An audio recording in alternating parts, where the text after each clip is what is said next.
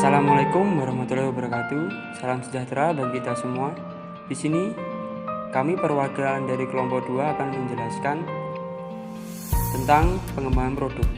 Produk yang kita ambil adalah kasur dan kita akan mengembangkan menjadi kasur lemari. Kenapa sih kita ngambil kasur lemari? Biasanya kan kasur itu fungsinya hanya buat tidur. Lah biasanya di bawahnya itu kosong. Jadi kita kembangkan biar bisa berfungsi, yaitu kita kasih lemari. Jadi kasurnya bisa berfungsi dua, sebagai tidur dan sebagai tempat lemari. Dan yang pertama-tama kita akan menjelaskan tentang tabel proses identifikasi peluang. Tabel yang pertama adalah 5 tempat multifungsi menyimpan baju dan sepatu. Kedua, 5 tempat multifungsi menyimpan barang-barang kecil. Yang ketiga, keras atau tidak empuk, berdebu, tidak panas, potensi menjadi sarang tungau. Dan selanjutnya, kasur ringan, murah, permukaan kasur terasa panas. Dan kita langsung aja ke tabel 2. Di tabel 2 ini saya akan menjelaskan tentang tabel penentuan pasar dan strategi bersaing. Jenis pasar yang pertama, pasar baru. Produk ini diharapkan mampu bersaing di pasar baru dan dapat memenuhi kebutuhan para konsumen dengan desain produk yang multifungsi. Tidak hanya menjadi tempat tidur, tapi juga dapat menyimpan baju, sepatu, dan lain-lain. Kamar pun menjadi lebih kelihatan bagus dengan tidak banyak perabotan di kamar tersebut. Kedua, strategi bersaing, fokus pelanggan. Dengan desain produk yang multifungsi, sehingga membuat menarik konsumen untuk membeli produk ini. Walau dengan harga yang lumayan mahal, minat konsumen untuk membeli produk ini cukup besar bagi konsumen yang mempunyai penghasilan menengah ke atas. Dan yang ketiga adalah tabel analisis segmentasi pasar dan pesaing. Target market, laki-laki dan perempuan. Sering berkembangnya zaman, perkembangan teknologi semakin canggih, sehingga berpengaruh terhadap kehidupan manusia termasuk seperti tempat tidur.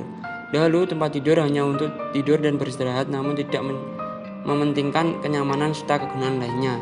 Di era sekarang, tempat tidur didesain sesuai kebutuhan konsumen, seperti tingkat kenyamanan, dan tidak hanya itu, bahkan tempat tidur juga dibuat multifungsi seperti untuk menyimpan baju dan barang-barang lainnya sehingga kamar terlihat lebih rapi tanpa perabotan yang memenuhinya. Segmen pasar, toko mebel kecil 20 unit, toko mebel besar 100 unit. Nama kompetitor adalah IKEA dan Olympic. Dan peta segmen produk, toko mebel kecil 20 unit per bulan, toko mebel besar 100 unit per bulan. Yang keempat adalah tabel peta alur teknologi dan jenis tipe proyek pengembangan produk. Yang pertama adalah kayu, baut, cat, engsel dorong, dan kasur busa. Ini adalah perjalanan teknologinya. Selanjutnya adalah tabel perencanaan dan alokasi sumber daya. Sumber daya yang dipakai: pertama, desain mekanis 40%, rekayasa manufaktur 30%, pemasaran 30%. Dan ini adalah gambar grafik penggunaan sumber daya. Dan yang keenam adalah visi dan misi produk. Pernyataan misi, menciptakan produk yang multifungsi. Deskripsi produk, sebuah rangka tempat tidur yang cukup luas, dilengkapi dengan penyimpanan untuk baju maupun barang di bawah tempat tidur tersebut. Tempat penyimpanan juga cukup luas sehingga konsumen mungkin tidak perlu lagi membeli sebuah almari. Produk ini juga bisa bertahan bertahun-tahun. Produk ini sangat cocok untuk tema kamar yang minimalis. Sasaran bisnis produk. Sasaran dari produk kami adalah rumah minimalis, hotel, villa atau penginapan, kos-kosan, apartemen, dan pelaku usaha. Pasar utama, agen jual beli peralatan rumah tangga. Pasar kedua, promosi ke toko-toko peralatan lewat sales dan media massa. Asumsi dan batas produk, mampu menampung beban hingga 250 kg dan muat 2 hingga 3 orang. Stakeholdernya adalah pelaku usaha, mebel, konsumen atau pengguna desain produk. Di modul pertama ini udah selesai saya jelaskan dan kita akan jelaskan ke modul 2. Oke, di sini saya akan menjelaskan di modul 2 mengenai kuesioner identifikasi kebutuhan konsumen. Nah, di sini kemarin saya telah mewawancarai atau narasumber yang namanya Henua Aditya Nigantara. Beliau adalah seorang karyawan swasta dan umurnya 28 tahun. Ini adalah terkait wawancara pertanyaan yang saya lontarkan ke beliau, dan di sini responnya juga cukup baik dari beliau dengan produk yang saya sampaikan.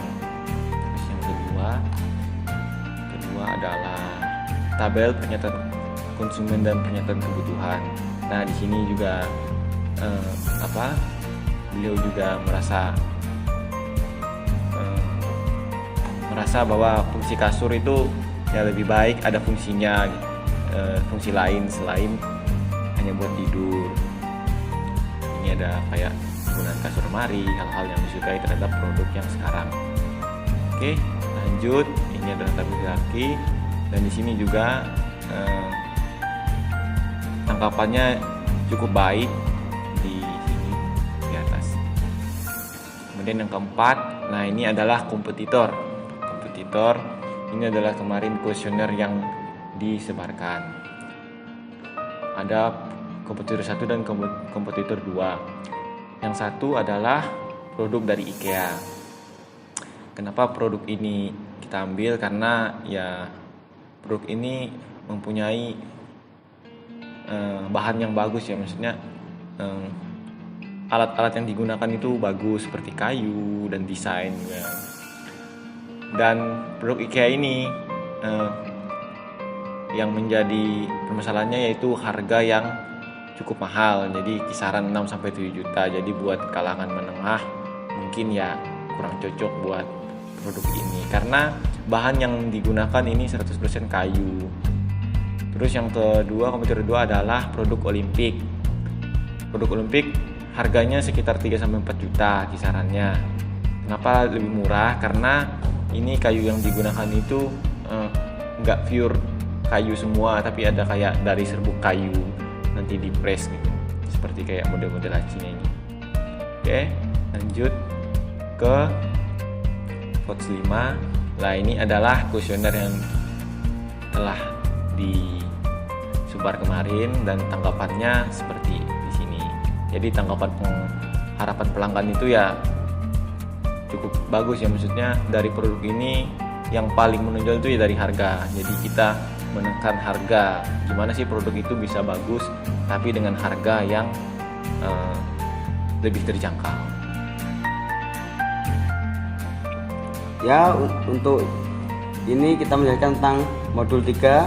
Ini adalah kuesioner yang kami sebarkan yang diharapkan pelanggan. Dan yang kedua ini untuk kompetitor 1, dan selanjutnya dari kompetitor 2. Dan untuk ini adalah rata-rata kuesioner tertutup. Dan selanjutnya kita jelaskan untuk spek kedua. Dari tabel metrik dan nilai metrik, ini sebuah kebutuhan pelanggan. Metrik yang satu adalah desain kasur lemari, yang kedua tingkat kenyamanan kasur lemari, harga produk kasur lemari, bahan baku kasur yang digunakan, kekuatan kasur lemari, dan untuk fungsi dari kasur lemari ini sudah memenuhi kebutuhan Anda. Bahan baku kasur yang digunakan, bahan bantal dan guling yang akan digunakan, dan untuk kebersihannya, dan untuk spek lemari yang sangat luas.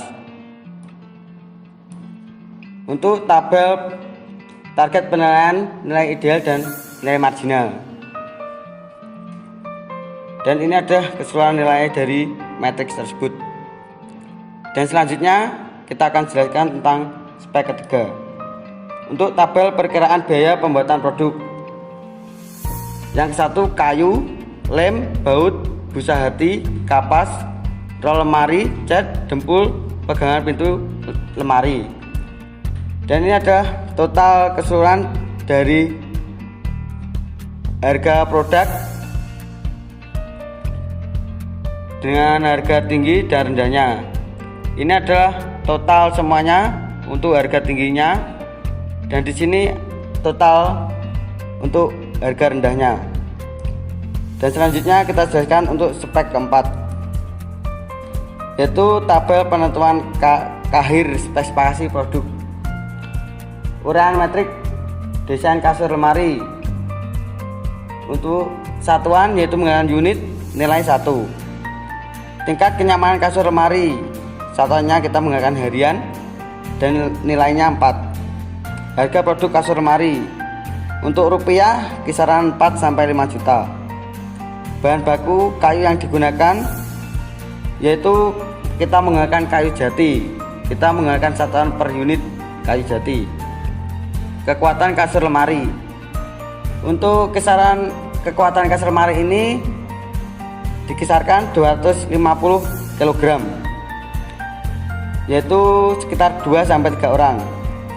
Untuk fungsi dari kasur lemari ini sudah memenuhi kebutuhan Anda dan nilainya mencapai 5. Ya, ini kita akan menjelaskan untuk modul berikutnya, yaitu modul 4 dari black box dekomposisi masalah produk. Untuk jenis bahan kasur lemari, inovasi desain kasur lemari, dan untuk kegunaannya. Jenis bahan kasur lemari, tebal kayu, bahan kasur untuk ketahanan daya tahan produk. Dan berikutnya jenis bahan kasur lemari, inovasi desain kasur lemari untuk keamanan dan kenyamanan produk. Untuk berikutnya jenis bahan kasur lemari, pemasok bahan, suplaian bahan, biaya produksi, yaitu kita untuk menentukan harga. Dan selanjutnya kita akan menjelaskan ke spek kedua. Ini kita akan menjelaskan klarifikasi konsep, yaitu pohon klarifikasi konsep, yaitu dari kasur lemari kita menentukan jenis bahan kasur lemari yaitu kayu. Untuk berikutnya jenis alas kasur, kita menggunakan 2 pilihan yaitu kapas dan busa hati. Untuk ketiga desain kasur lemari kita menggunakan bentuk persegi panjang. Dan selanjutnya kita akan menuju ke spek ketiga. Di sini tabel pilihan alternatif produk. Untuk desain rangka komponen kayu kita menggunakan 2 pilihan yaitu kayu jati dan kedua kayu mahoni. Untuk baut skrup kita menggunakan 2 baut yaitu skrup panjang dan skrup pendek tergantung yang kita butuhkan. Untuk lem kita menggunakan lem Presto dan lem Raja Wali. Ini adalah bagian desain penutup rangka. Komponennya adalah triplek yang membutuhkan 2 pilihan yaitu triplek tebal dan triplek tipis. Yang kedua kasur. Dan yang ketiga roll. Rollnya berupa roll pipa dan roll pipih. Untuk pegangan lemari kita menggunakan pegangan besi atau pegangan plastik sesuai pesanan pelanggan. Dan untuk selanjutnya kita akan menjelaskan tentang spek 4 yaitu alternatif konsep-konsep produk. Untuk alternatif konsep yaitu konsep pertama kita menggunakan kayu jati karena kayunya kuat dan tahan lama. Untuk kedua yaitu skrup panjang atau pendek untuk menyatukan kayu rangka. Lemnya Presto karena mudah digunakan, lebih bagus dan berkualitas. Yang keempat kita menggunakan triplek tebal. Dan kelima kasur busa tebal. Untuk roll kita menggunakan roll pipa karena kuat dan bentuknya pipa. Untuk ketujuh pegangannya kita menggunakan besi. Dan ini adalah banyak konsep alternatif yaitu kedua sampai keempat. Yang untuk saran kita hanya menggunakan alternatif ke satu saja karena alternatif kedua, ketiga dan keempat yaitu untuk menanggulangi bahan-bahan untuk seperti kayu jatinya langka atau bahan-bahan yang kita butuhkan sedang langka.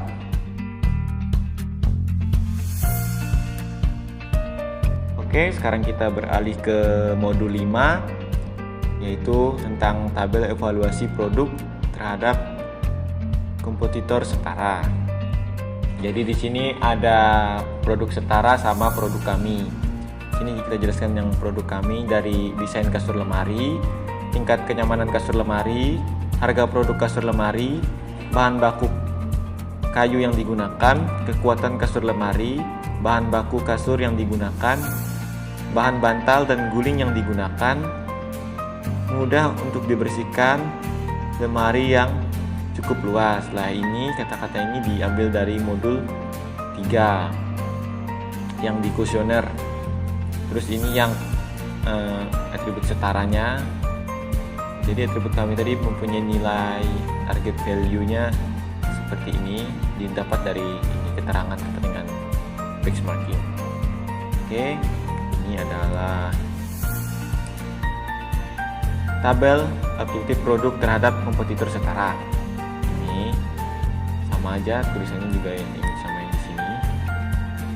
Terus di sini ada mendapatkan nilai IR dan IRR. Kalau nilai ini didapat dari ini target value. Lah, kalau nilai IRR ini didapat dari kuesioner 3, yaitu yang ini, yang RR-nya ini. Nanti ini tinggal kita masukin di modul 5. Oke. Terus totalnya seperti ini. Baik. Oke, kita lanjut ke PEM 2. Nah, di sini hanya kita mengisi konsep 1 2 3 sesuai dengan keterangan yang ada di bawah. Ini ada keterangannya, nanti tinggal diisi sesuai sama kebutuhan. Terus di sini adalah, nah ini adalah tabelnya. Jadi kriteria seleksi pertama itu kayu, yang kedua baut skrup, ketiga lem kayu, keempat triplek, kelima kasur, keenam roll lemari, ketujuh adalah pegangan lemari. Jadi ini adalah nilai-nilainya. Ada rating, ada score rating dari konsep 3, 2, 1 sehingga mempunyai nilai total seperti di bawah ini.